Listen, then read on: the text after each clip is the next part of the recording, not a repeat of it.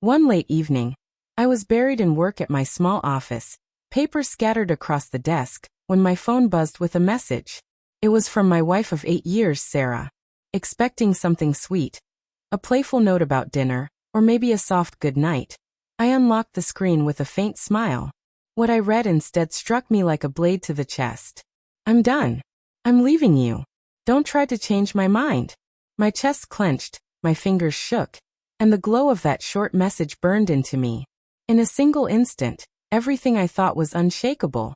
Our marriage, the affection we shared, the trust we built, the future we dreamed of, collapsed beneath the weight of her cold words. Panicked, I rushed home, clinging to the hope it was some cruel joke or a momentary outburst.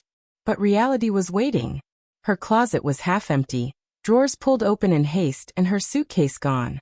The wedding photo still sat on the nightstand like a bitter reminder of what used to be, but her side of the bed was already hollow. I called her again and again, but every ring ended in voicemail.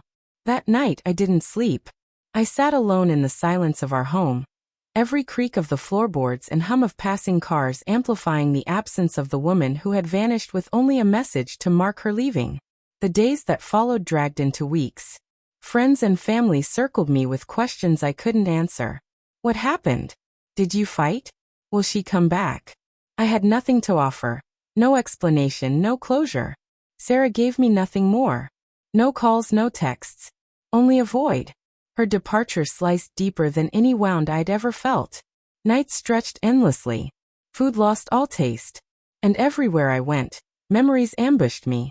The diner where we spent lazy brunches. The park bench where I asked her to marry me. Even the grocery aisle where she laughed at my snack choices. Every corner of town became a shrine to what was gone. Eventually, whispers began to spread. A friend, hesitant but honest, admitted Sarah had been seen with a man from her office. Suddenly, everything fit. The abrupt text, the urgency in her escape, the coldness in her tone. She hadn't left out of emptiness. She had left believing she had found something better. The truth burned worse than her farewell. I had been loyal and blind, saving for our future, while she was secretly planning her exit. Shame mixed with anger until rage began to replace the grief that had consumed me. Slowly, I rebuilt myself. I threw my focus into work, pushed myself at the gym, and reconnected with friends I had neglected. The pain never vanished, but I learned to live alongside it. I convinced myself she was gone for good. And as time passed, I hardened. I was no longer the man staring at his phone, desperate for her voice. I was someone new, scarred but stronger. Then one afternoon, my phone buzzed again. Sarah. For a heartbeat, I thought about ignoring it. But curiosity won. This time, it wasn't a brutal dismissal.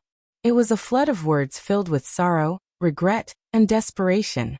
She admitted the man she'd left me for had deceived her, used her, and cast her aside. She confessed she had thrown away the only person who had ever truly cared for her. I made a terrible mistake. Can we meet? I stared at her message for a long time, much as I had stared at her goodbye months earlier. But now my heart didn't pound with panic or ache with longing. Instead, a calm strength settled in me. She had destroyed me with one message, and now sought to return with another. I agreed to meet her. At a quiet cafe, Sarah walked in looking like a shadow of her former self. The vibrant confidence she once carried had faded. She looked older, tired, diminished. Her attempt at a smile faltered when she saw my steady composure. Within moments, tears welled in her eyes as she spilled out apologies, pleading for another chance. She talked about lessons learned, about wanting to come back, about rebuilding what she had torn down. For months, I had been the broken one. Now she sat crumbling in front of me. I let her speak until she had poured out every regret, every excuse, every sorrow. Then, when she finally went quiet, I leaned forward and spoke the truth I had carried inside. Sarah, you ended us with a single text.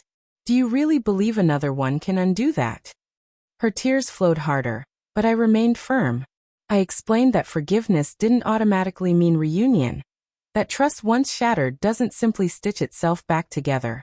She wanted me to absorb her pain, to repair her mistakes, but I was no longer the man waiting for her to return. When I walked out of that cafe, I felt lighter than I had in years. She stayed behind, crying into her hands, just as I had once cried over her message. But this time, the strength was mine.